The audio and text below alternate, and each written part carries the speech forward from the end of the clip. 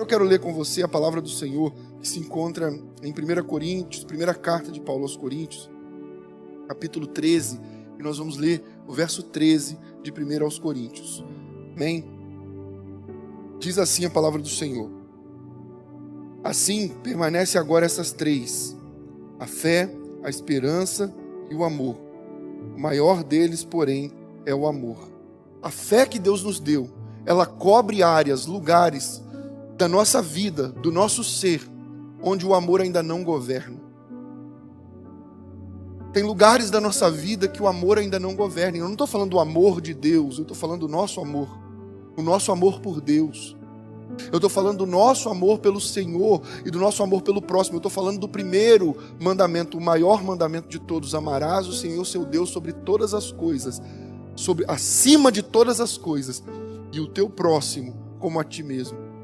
Mas existem áreas da nossa vida onde o amor ainda não governa.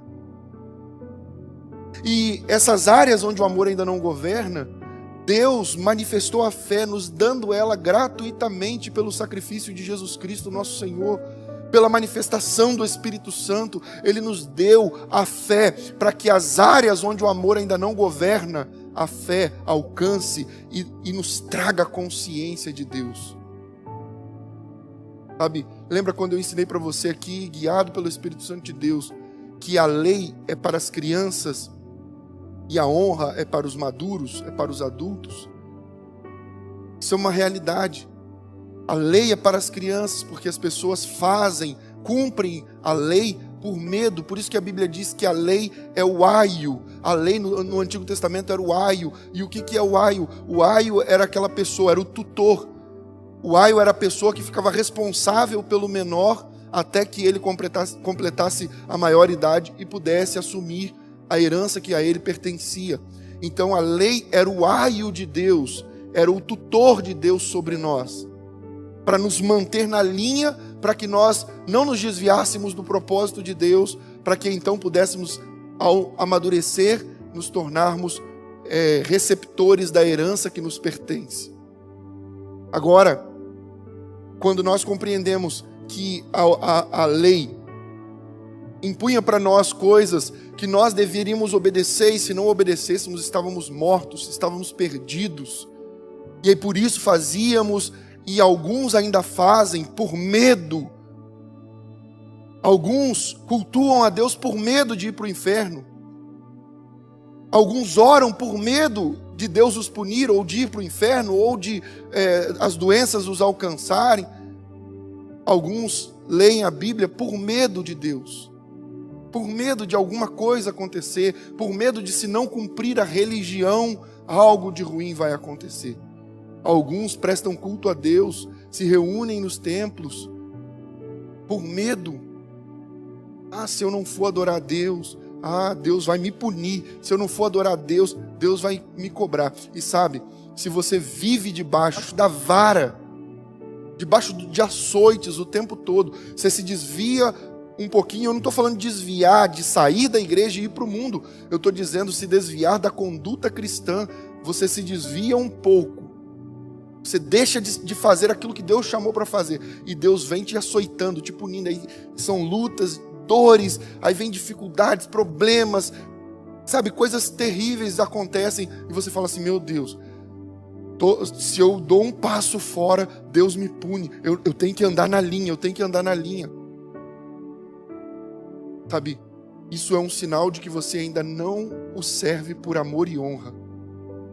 E aí, Deus manifesta todo o nível de punição para fazer com que a sua fé seja ativada, a sua fé na palavra dele, para que você se lembre de que ele é o Deus do amor, mas ele também é o Deus que é fogo consumidor. Aí ele vem e te pune para te lembrar que ele é amor, mas ele também é o justo juiz. Então ele te pune para sua fé ser ativada na palavra dele e você se lembrar que ele é pai e por isso ele açoita todo aquele que ele toma por filho, a todo aquele a quem ele quer bem. Então Deus usa a punição. E se você vive debaixo da punição, da correção, das varadas de Deus, das pancadas de Deus, você precisa entender que chegou o tempo de você mudar de comportamento e começar a servir a Deus não mais por temor, não mais por medo, não mais por preocupação de perder alguma coisa ou de deixar de receber as bênçãos de Deus. Tem gente que faz tudo pelo Senhor por medo de perder as bênçãos de Deus, porque Deus o tem abençoado, Deus tem abençoado a sua vida, e aí você tem medo de perder as bênçãos que Ele tem te dado, então você faz a vontade dEle para não perder as bênçãos. Isso significa que ainda não é por amor. Se é por medo, se é por causa das bênçãos, ainda não é por amor. A sua vida ainda não está sendo governada pelo amor. Entenda o que o Espírito Santo de Deus está dizendo para você aqui nessa noite. Ele está dizendo para você: chegou o tempo de crescer, chegou o tempo de amadurecer, chegou o tempo de fazer as obras de Deus e viver na vontade de Deus, não por temor, não por medo de doença, não por medo de vírus, não por medo, da morte, não por medo de perder as bênçãos, mas servi-lo e estar com Ele, porque você o ama de verdade, porque você entendeu o amor dEle, porque você compreendeu que tudo que nós fazemos deve ser por honra. Nós não prestamos culto para poder receber bênção de Deus, nós prestamos culto porque Ele é a bênção da nossa vida. Agora existem aquelas pessoas que servem muito bem a Deus, que querem servir a Deus, que se esforçam para servir a Deus e a igreja. Às vezes, nós temos um anseio muito grande de servir a Deus, de fazer a obra de Deus, mas quando nós olhamos para a Bíblia, Jesus não veio para fazer a obra do Pai, Jesus veio para cumprir as Escrituras. Fazer a obra do Pai foi uma consequência do cumprir as Escrituras. Tem gente que tem muito empenho em fazer a obra de Deus, mas nenhum empenho em cumprir as Escrituras. E aí tem vida de crente perante a igreja, tem vida de crente perante a igreja, mas não tem vida no secreto com Deus. Tem aparência de crente diante dos crentes, mas não tem vida diante de Deus. Querem muito fazer a obra de Deus, mas não querem cumprir as Escrituras. Jesus veio para cumprir a palavra de Deus, para cumprir as Escrituras. Jesus foi o cumprimento das Escrituras. Então, como você vai cumprir as Escrituras? Como você vai cumprir a vontade de Deus se você nem a conhecer? Sabe aqueles crentes que dizem assim: eu amo o Senhor, eu amo a obra de Deus, mas eu tenho muita dificuldade de ler a Bíblia. Eu não consigo ler a Bíblia, sinceramente, eu não consigo ler a Bíblia. Aí assim, eu nem leio muito, mas eu ouço muitas pregações. Eu só não consigo ler a Bíblia, mas eu ouço muitas pregações. Eu digo para você, você precisa crescer. E Deus jamais vai confiar a você aquilo que Ele confia aos confiáveis. Lembra do que te foi ensinado aqui, do que eu te ensinei, inspirado pelo Espírito Santo de Deus? Deus não procura pessoas amáveis. Deus procura pessoas confiáveis. Ele não confia as suas preciosidades a pessoas a quem Ele ama, simplesmente. Porque tem muita gente que é fácil de ser amada, mas não tem como ser confiável. Você não tem como confiar naquela pessoa algo seu precioso. Você pode até amar a pessoa, mas você não confia a ela algo precioso. Eu amo muitíssimo as minhas filhas. Depois de Deus, na sua totalidade, depois de Deus, da minha esposa, as minhas filhas são o que eu mais amo nessa terra. E mesmo amando as minhas filhas com tanta intensidade, eu não daria algo caro, algo que me custou caro, nas mãos da minha filha de 3 anos de idade. Mas elas são amáveis, porém ainda não confiáveis o suficiente para eu entregar o meu instrumento de trabalho nas mãos delas.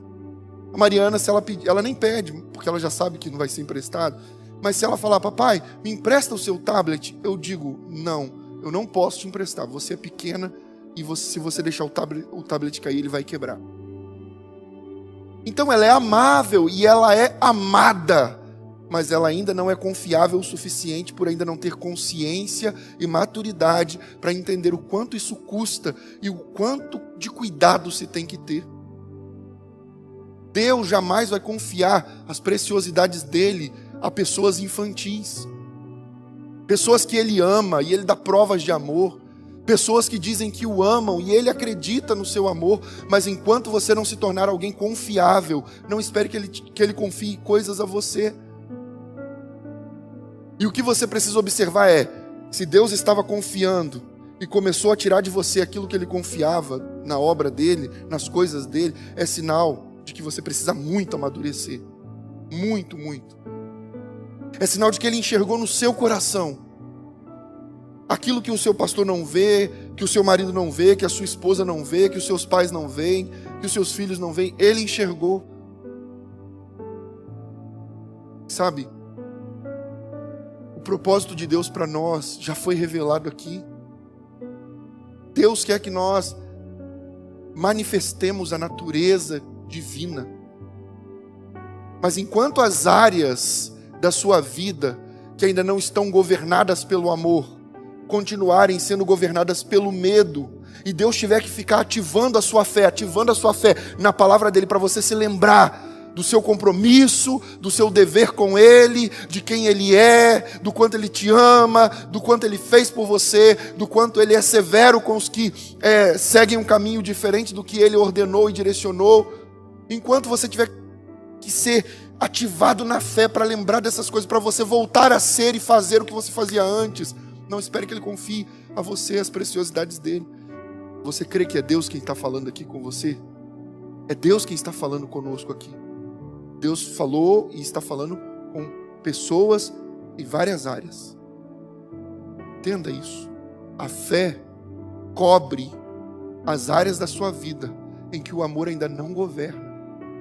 Mas a partir do momento em que o amor governar essas áreas da minha vida, eu não vou precisar mais ficar sendo punido por Deus e sendo lembrado, ativada a minha fé sobre quem Ele é, sobre o quanto Ele me amou, porque eu vou o amar como Ele determinou que eu ame, acima de todas as coisas. Então eu não farei a obra pelo que eu quero, não farei a obra pelo que eu preciso, não farei a obra por medo de perder alguma coisa, eu farei qualquer coisa para Deus, por amá-lo acima de todas as coisas. Coloque nas áreas da sua vida que estão sem o governo do amor e faça por amor. E não é decidir fazer por amor é um ato.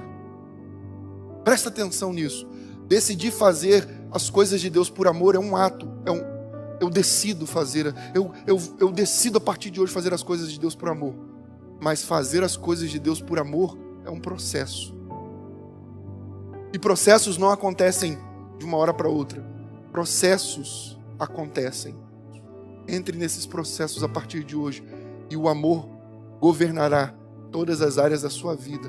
E você viverá todo o grande, maravilhoso e benéfico propósito de Deus para a sua história. Que o Senhor abençoe você poderosamente. Que a partir de hoje comece um novo tempo na sua vida. Por decisões certas. E por processos que você decidirá iniciar a partir de hoje. Deus te abençoe em nome de Jesus.